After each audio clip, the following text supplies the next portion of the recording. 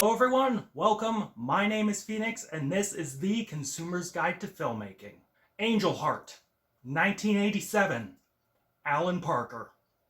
This film follows a private eye by the name of Harry Angel, taking a job from a mysterious businessman named Louis Cypher.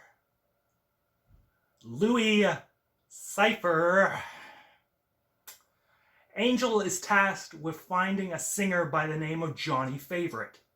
With bodies piling up and his innocence in question, Angel must solve this caper before more harm is done. I checked this film out because it was memed heavily on the show Billions.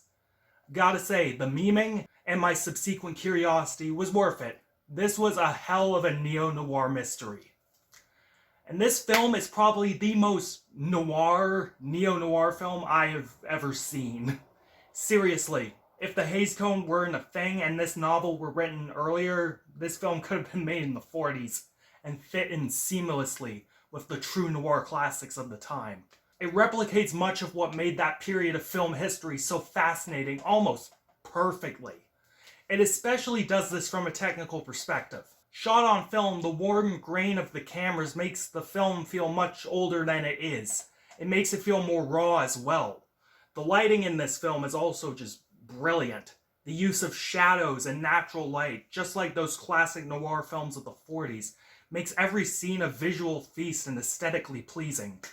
The camera work isn't too fancy, but it is solid, and the director manages to create some really interesting imagery.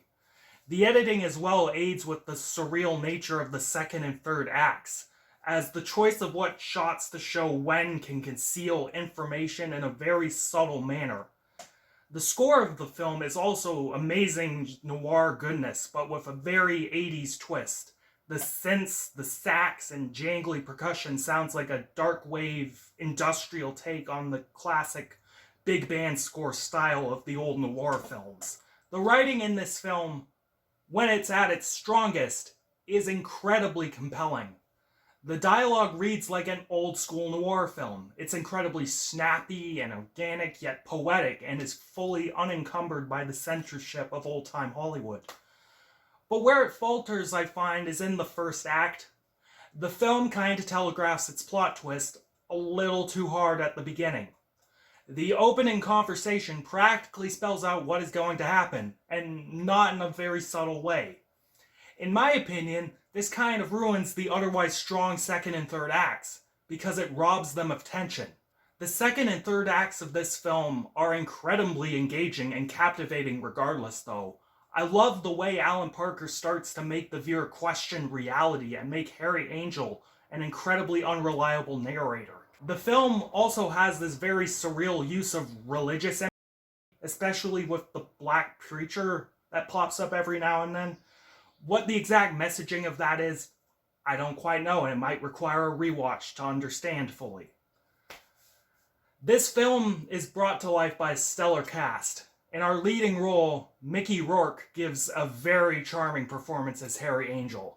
He's got that New Yorker everyman vibe to him. His demeanor and delivery is really engaging. When he turns it up at the end, though, it is well earned and shows how good Mickey Rourke can be. "I know who I am!" was the scream of a man who is questioning his very identity and the horrible things he has done. It was blood-curdling. We also had Robert De Niro looking very dapper and cool as Louis Cypher. I don't want to spoil the movie. I really don't. I really feel it's something you need to see and experience going in blind. But that pun is retarded. Stop it. Anyways, his getup with the long nails and fancy suit was really cool, and his delivery was incredibly collected and villainous. De Niro's interplay with Rourke during the ending sequence was excellent, and De Niro was the perfect foil for him. Overall, while it ruins the suspense of it all by showing its hand too early, Angel Heart's strengths carry the film amicably. Two amazing performances by Rourke and De Niro, that classic noir filmmaking style, and a super engaging second and third acts make this film one I hope to revisit again. There might be more to glean from it. Definitely check this film out if you're looking for a more spoopy detective story. And I'm feeling a 7.5 to an 8 out of 10 on this one. Maybe that's a little generous, but I really feel it got better as it went along.